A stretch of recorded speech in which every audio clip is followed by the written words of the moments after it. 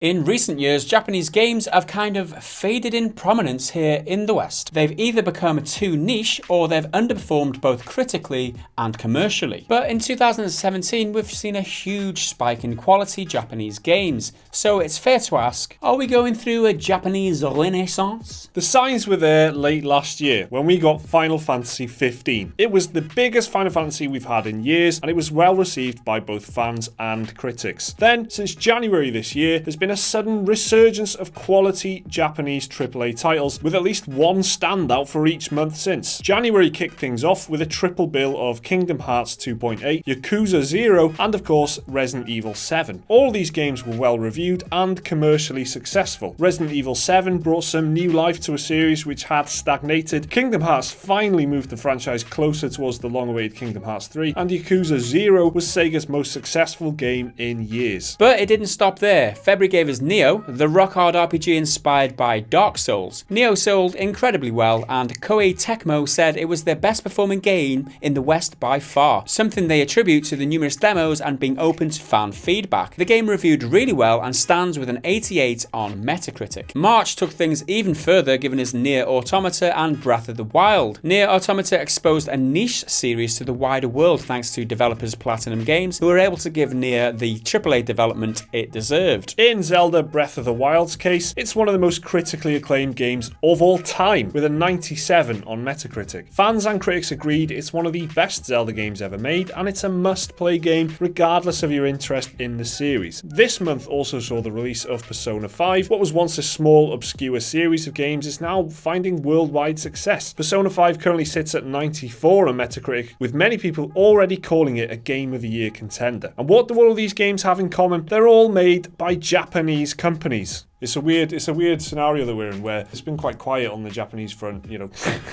So I don't know why. Not quiet on the Japanese front.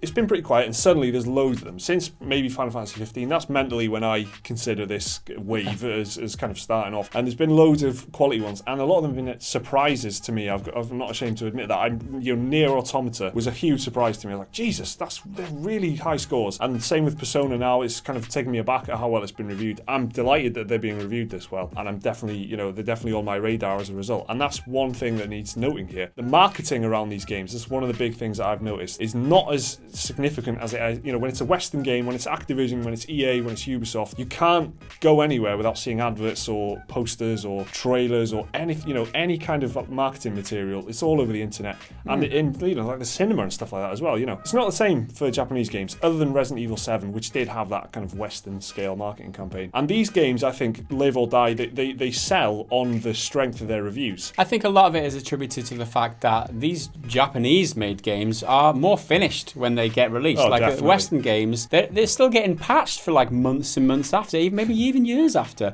They're never really finished. So when they get reviewed, which is right at the point of release, the scores don't reflect like the final finished game, because like I said, they're not finished. So these Japanese made games are getting higher reviews because they take the time. Like these sequels are like 5-10 years in the making. They're not like every single year like they do with Activision, Ubisoft, all that shit. You just look at like The Last Guardian and Final Fantasy 15. They both came out late last year, and they had both been in development for like 10 years. They had different names, they were different projects they started out, but then they just evolved over time. But that's a really, really long development cycle. Can you ever see Activision spending 10 years making one game? They can get 10 games out in that time frame. Take 10 times as much money. It's a completely different mentality, I think. And there's also the creative side of it, where Western games are like stagnating. You're talking about the games aren't actually finished. Well, they're not actually that good either when they come out. Horizon Zero Dawn, one of my favourite games of the year. It's a breath of fresh air, right? But it's heavily borrowed almost all of its gameplay elements from other games, and that feels like the freshest like Western game we've had in years. I think with a lot of the Western games that we're getting thrown at us is that they reuse the same kind of mechanics. You get the same kind of gameplay. The stories are quite similar. It's a hero story. These Japanese games, they seem fresh. There's like new, different types of story. They're not afraid. There's like risque themes in there that you don't get in like Western games. The art style you could criticize. We're not used to it in the West. Like the anime style cutscenes and things like that in Persona 5. I'm a bit like, I'm not used to this. I don't watch anime myself, so it takes a little bit of orientation for me. It's like, okay, I can accept this as the way to deliver the story. But once I'm over that, like, there's a huge story there. I'm loving Persona 5 so far. I love some of the other Japanese games. I don't know. It's like, can Western developers take a leaf out of the Japanese developers' book and start making like fresh, different types of games that you don't need always online multiplayer. The games are finished at launch, just fresh, different stories, and take your time to finish a game. While all these amazing games are coming out of Japan, what have Western developers been doing? To be honest, it feels like we're mostly getting just iterations of the same big franchises from the likes of Ubisoft, Activision, and EA. The same old shit to you and me. The first AAA Western game we had this year was Horizon Zero Dawn in February. Horizon was adored by most people, and it sold 2.6 million units in just 2 weeks. It was praised for its fresh concept, the polished gameplay, and groundbreaking visuals, all of which are pretty undeniable. But at its core, Horizon is just a slightly fresher take on some very familiar open world tropes. Even though there were robot dinosaurs, Horizon still had dozens of collectibles. It had side quests, and it had icons littering the world map. It even had its own version of the classic Ubisoft towers you had to climb to unlock portions of the map. At times, it felt like every other open world game on the market today. March was quite a bit worse for Western games. Ghost Recon Wildlands kicked things off, and it was pretty much what you'd expect from a Ubisoft game. Open world, co-op shooter with some RPG elements. It sold well and received decent reviews, but it was never going to set the world on fire. Then EA released the long-awaited Mass Effect Andromeda, and I don't think we need to remind everyone of what happened there. So far in April, there hasn't been any standout Western games, although Dawn of War 3 is on the horizon for strategy fans. There's Prey at the beginning of May and Shadow of War to look forward to in August, not to mention Red Dead Redemption 2, but outside of that, 2017 is starting to look like Japan's year. This is really exciting to us because it's great to see good games coming out of anywhere. It doesn't matter where they come from. Coming from Japan, brilliant. All we can hope for now is, as you kind of mentioned earlier, just hope that the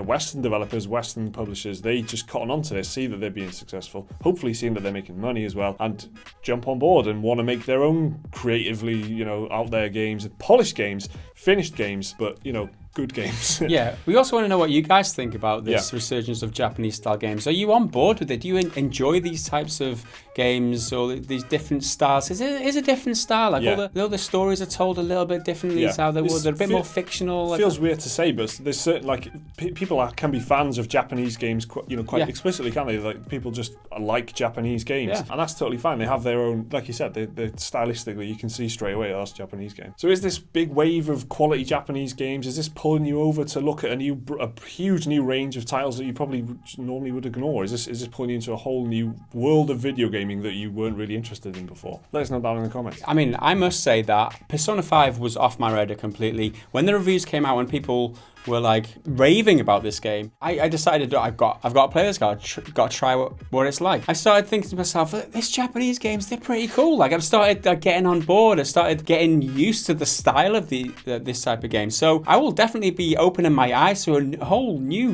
range of Japanese games in future. One thing's for certain, whether it's a Japanese game or it's a Western style game, this year is a kick-ass year for gaming. That's for sure. So what's been your standout Japanese made title of the year so far? Let us know down in the comments. Remember to leave a like and subscribe if you enjoyed the video. Some more content right here for you, and a link to Patreon if you want to support the channel. We'll see you next time.